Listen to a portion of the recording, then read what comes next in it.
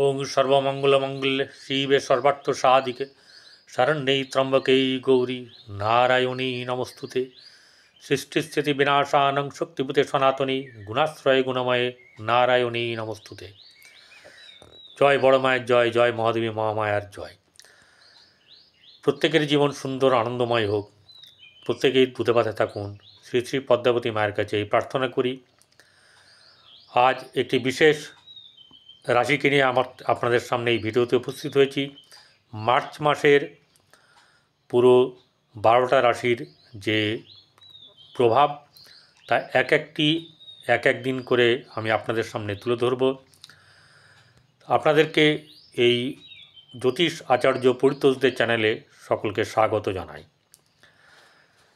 তো তার আগে আমি বলে দিই, সেটি হচ্ছে যে এই রাশি সবসময় শুভ মানসিকতার দ্বারা পরিচালনা হলে খুব সুন্দরভাবে মানুষের বিচার করতে পারে, এবং শুধু তাই নয়, কারোর দিকে বেশি কারোর দিকে কম এমনটা কিন্তু এরা করে না। এদের মধ্যে মানসিকতাটা এতটাই শুদ্ধ, যদি চন্দ্র শুদ্ধ থাকে, যদি ওই রাশির অধিপতি গ্রহ যদি শুদ্ধ থাকে এবং অশুভ যদি কোনোভাবে প্রভাবিত না হয়ে পড়ে, তাহলে কি হয়, তাহলে এদের বিচার হয় সমান সমান।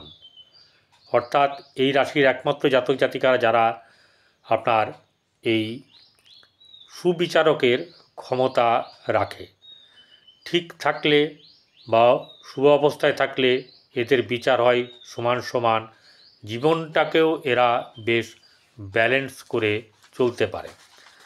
আপনারা হয়তো এতক্ষণে কিছুটা এর মধ্যে ধরে নিতে পারেন, সেটা হচ্ছে গিয়ে যাদের তুলা রাশি। এই তুলা রাশির জাতক জাতিকাদের আজকের এই মার্চ মাস তাদের কেমন যাবে। কারণ হচ্ছে মার্চ মাস খুব বলতে পারা যায় যে খুব খারাপ অবস্থা সামনে আসছে। এখনই খারাপ না, এখন থেকে সচেতন হতে হবে। যদি না হয়েছেন, আমাকে যারা টিটকিরি মারেন বা যারা ঠিক আছে খারাপ অবস্থা হচ্ছে না, ভালোই আছে, তাদেরকে বলছি ভালো থাকুন। আমি সত্য কথা তুলে ধরি, তাতে আমার চ্যানেলে কেউ দেখলো না দেখলো কোনো ব্যাপার না। কারণ যারা সত্যিকারের দর্শক তারা আমার চ্যানেল দেখে এবং তারা পুরো ভিডিওটাই দেখে, এটাই আমার বিশ্বাস। তুলারাশি হচ্ছে মানদণ্ড, দাঁড়িপাল্লার দুই দিকে আমরা কি করি, বাজার জোর করি, কোনো জিনিস কিনি, যখন দুটো পাল্লা যেন সমান থাকে সেটাই দেখি, তবুও ঠকায় আমাদেরকে। সেটা বাটখারা ইয়েতেই হোক বা এই যে আপনার যে নাম্বারিংয়ের যে এখন যে উঠেছে তাতেও কিন্তু গরমিল থাকে। কখন থাকে জানেন তো, একটা মানুষের মনে গরমিলের এরকম ধরনের দাঁড়িপাল্লা থাকা সত্ত্বেও, যখন তার চন্দ্রটি অশুভ থাকে অথবা ওই ঘরের মালিক অর্থাৎ আপনার শুক্র সে যদি অশুভ অবস্থায় বসে থাকে, তাদের ক্ষেত্রে কিন্তু এরকম ঘটবে। কিন্তু যাদের এরকম ধরনের নেই তাদের কিন্তু ঘটবে না। চলুন এবারে চলে আসি, যেটি হচ্ছে গিয়ে এই মাসের যে আপনার গ্রহদের অবস্থান, তারা কে কোথায় আছে একবার এটা না জানলে মানে বলা হবে না এটা ঠিক না ভুল। রবি 14ই মার্চ রাত্রি 6:51 গতে মীন রাশিতে মানে কুম্ভ থেকে মীনে চলে যাবে। শনি একা থাকবে তখন। চন্দ্র মীন রাশিতে পূর্ব ভাদ্রপদ নক্ষত্রে যাত্রা শুরু করে 31শে মার্চ মীন রাশিতে আপনার চলে আসবে হচ্ছে মেষ রাশিতে ভরণী নক্ষত্রে, এবং এই 31 দিনের যাত্রা তার এখানেই সমাপ্ত হবে। মঙ্গল মিথুন রাশিতেই থাকবে। বুধ পয়লা চৈত্র অর্থাৎ 15ই মার্চ মীন রাশিতে বক্রী হয়ে যাবে। বৃহস্পতি বৃষ রাশিতেই থাকবে। শুক্র 2রা মার্চ মীন রাশিতে সে উচ্চ অবস্থায় আছে, কিন্তু সেদিনকে বক্রী হয়ে যাবে। শনি 27শে মার্চ রাত্রি 9:44 মীন রাশিতে প্রবেশ করবে। তাহলে এই দিন থেকে কালসর্প যোগ শুরু হবে এবং একটি ঘরে ছটা গ্রহ, শুধু বৃহস্পতি মঙ্গল আর কেতু বাইরে আছে। এই 6টা গ্রহ যে কি সাংঘাতিক করবে, ফল দেবে, কারোর ভালো যাবে, কারোর এমন খারাপ যাবে যে জিন্দগিতে তার মানে সে ভগবানকে ডেকেও কুল কিনারা খুঁজে পাবে না। তাহলে এখানে রাহু কেতু কিন্তু মীন রাশিতে এবং কন্যা রাশিতেই থাকবে। তার রবি আর শনির কী হচ্ছে, ঘর বদল হচ্ছে গোচরে। আর বুধ এবং শুক্রের তারা কী হচ্ছে, বক্রি হচ্ছে একই রাশিতে। বুধ আর শুক্র এখানে কিন্তু বন্ধু গ্রহ। আজ সেই তুলা রাশির জাতক জাতিকাদের নিয়ে আলোচনা করব, এই মার্চ মাস তাদের কেমন যাবে। প্রথম কথা হচ্ছে যে এই রাশির শনি যেমনি খুব ভালো, অর্থাৎ শনি হচ্ছে রাজ্যকারক গ্রহ। রাজ্যকারক মানে হচ্ছে রাজার মতন ফল দান করে। শনি রাজ্যক চললে কি আমি রাজা হয়ে যাব তা না, অনেক শুভ ফল প্রদান করে থাকে। তো রাজার যেমন শুভ ফল রাজা প্রাপ্ত হয় সেরকম ধরনের। আবার অপরদিকে দেখুন একাদশপতি রবি, সেও বসে আছে সেই পঞ্চমে শনির সাথেই। তো দুটো গ্রহ কিন্তু এর পক্ষে এমন কিছু মারাত্মক খারাপের ব্যাপার কিন্তু নেই।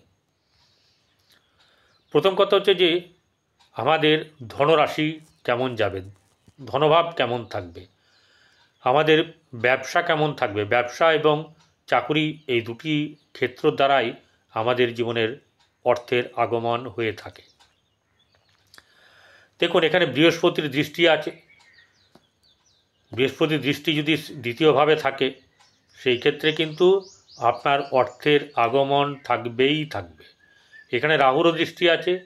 শনির 29 তারিখ মানে 28 তারিখ প্লাস এরকম দৃষ্টিটা কিন্তু এই আপনার দ্বিতীয়ভাবে থাকবে।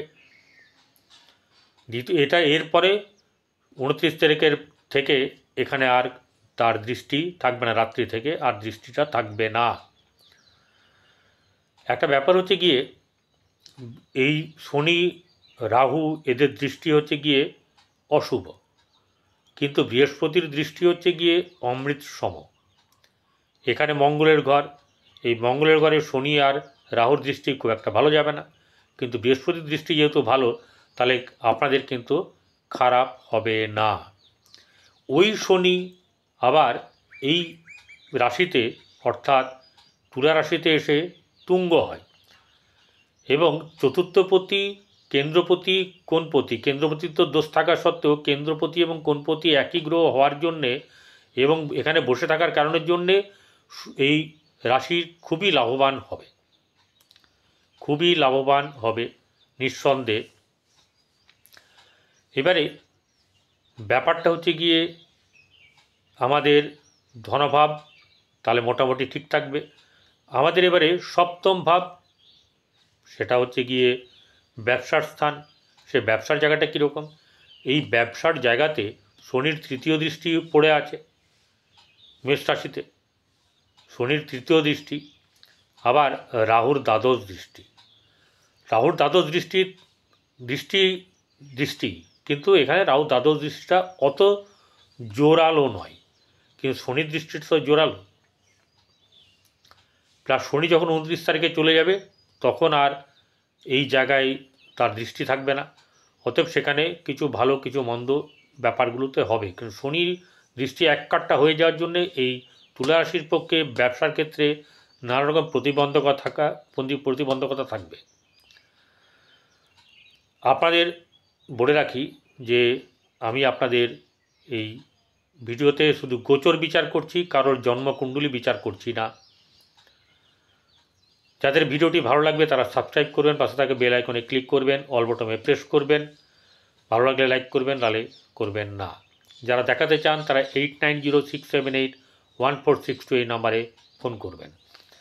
এবারে এই রাশির জাতক জাতিকাদের ব্যবসা ক্ষেত্র বর্তমান সময় 29 তারিখ অবধি খুব একটা বেশি ভালো চলবে না, চলতে পারে না। যাদের জন্মকুণ্ডলী খুব ভালো আছে অর্থাৎ মঙ্গল ভালো জায়গায় বসে আছে, ঠিক আছে, শুক্র রাহু শনি, বৃহস্পতি এরা ভালো জায়গায় বসে আছে, তাহলে কিন্তু ভালো হবে। এবারে কর্মের জায়গা, কর্মাধিপতি চন্দ্র, সেই কর্মাধিপতি চন্দ্র সেখানে মার্চ মাস শুরুর দিনে বসে আছে ষষ্ঠভাবে।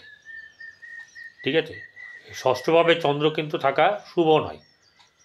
ষষ্ঠভাবে চন্দ্র থাকলে তার ক্ষেত্রে কিন্তু খারাপ হয়ে থাকে।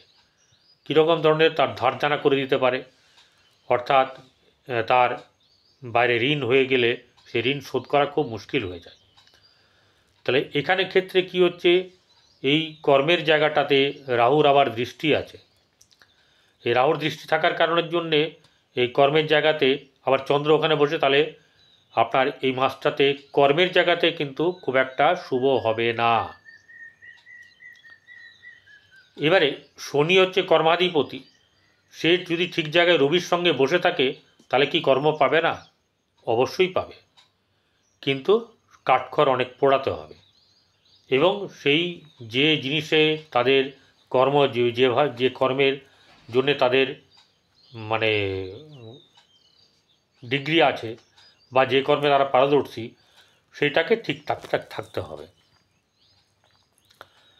আরেকটা জিনিস হচ্ছে গিয়ে, তাহলে এই জায়গা লাভের জায়গাটা দেখা যাক, আয়, তারপরে হচ্ছে আপনার সাফল্য, লিকুইড মানি একাদশ, সে বসে আছে পঞ্চমে, দৃষ্টি দিয়ে আছে, তাহলে অতটা খুব খারাপ হবে না, কিন্তু আপনি এখান থেকে লাভবান কিন্তু কিছু হবেন। এবারে চলে আসবো আপনার চতুর্থভাবে, গৃহের এখানে শুভ ভাব মোটামুটি বজায় থাকবে। শুভ ভাব বজায় থাকলে কি হবে, আপনার গৃহে শান্তি থাকলে আপনি আনন্দভাবে পরিকল্পনা সব কিছু সুস্থ সুন্দরভাবে কাজ করতে পারবেন। পঞ্চমের জায়গাটাতে, এখানে পঞ্চম জায়গা হচ্ছে সন্তানের জায়গা। সন্তানের জায়গায় মোটামুটি ঠিক থাকলেও কিছু ডিস্টার্ব থাকবে, যেহেতু শনি এবং রবি দুটি গ্রহ আছে, ঠিক আছে, পিতা পুত্র, সেখানে যেহেতু তাদের একটা মন কষাকষি বা এক মানে তাদের মানসিকতা অন্য ধরনের, সেখানে কিন্তু আপনাদের একটু তারতম্য অবশ্যই করে ঘটবে। ষষ্ঠভাবে চন্দ্র, শুক্র, রাহু এবং এই বুধ, এরা যে বসে আছে, এই বসে থাকার কারণ হচ্ছে শুক্রের সঙ্গে বুধের সম্পর্ক ভালো, বুধের সঙ্গে রাহুর সম্পর্ক ভালো, চন্দ্রের সঙ্গে না বুধ, না রাহু, না শুক্র, কারোর সঙ্গেই সম্পর্ক ভালো নয়। তাই এখানে মাতার শারীরিক দিক থেকে একটা ব্যাপার থাকবে, আর নিজের যে ব্যাপার আছে, অর্থাৎ ফ্যামিলি লাইফে কিছু না কিছু গণ্ডগোলের ব্যাপার কিন্তু থাকবে, কারণ সপ্তমের দ্বাদশ, এটা সপ্তমের দ্বাদশ, সেই জায়গাটাতে হচ্ছে গিয়ে আপনার ষষ্ঠ ভাব, সেই জায়গাটা খুব একটা মোটেও ভালো নয়।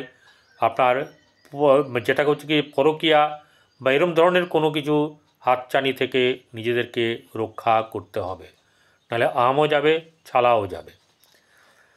এবারে এই রাশির অধিপতি বৃহস্পতি, সে অষ্টমে বসে আছে, তাহলে এখান থেকে একটা জিনিস বলা যায় যে এই রাশির জাতক জাতিকাদের শারীরিক দিক থেকে সমস্যা আসার সম্ভাবনা আছে, অর্থাৎ ডাক্তার বা চিকিৎসা আপনার প্রয়োজন আছে। এই জায়গাটাতে আপনাদেরকে নিজেকে একটু নজরে রাখতে হবে, যাতে শরীর খারাপ হয় এরকম জিনিসগুলোকে থেকে অ্যাভয়েড করলে আপনার শরীর ততটা ভালো থাকবে। ভাগ্যভাবে মঙ্গল বসে আছে, এই ভাগ্যভাবে মঙ্গল বসে থাকলে কিন্তু ভাগ্যের জায়গাটা অতটা শুভ ফল প্রদান করে না, ঠিক আছে। এর ভাগ্যাধিপতি সেও বসে আছে এখানে, এরপরে বুধ এমনিতে ওই ঘরে নিচস্থ, তার উপরে বক্রী, তাহলে সেখান থেকে কিছু পাওয়ার মতন আমাদের দেখা যাচ্ছে না। দশম স্থান কর্মস্থান জায়গাটা বলা হয়ে গেছে, একাদশ স্থানও বলা হয়েছে, যে একাদশপতি আপনার রবি, সে বসে আছে পঞ্চমে। প্রেমের ক্ষেত্রে যেমনি আপনাদের অসুবিধার কারক, অর্থাৎ সাধারণ প্রেম, যে প্রেমটাকে বলা হয় আপনার আন্তরিক, সেই প্রেমের কিন্তু বাধা বিপত্তি, এবং আপনাদের যেটা হচ্ছে গিয়ে বৈবাহিক জীবন, সেটাও কিন্তু মোটেও ভালো নয়। তাই আপনাদের উচিত হচ্ছে ঠিকভাবে নিজেদেরকে ঠিক রাখা। নমস্কার।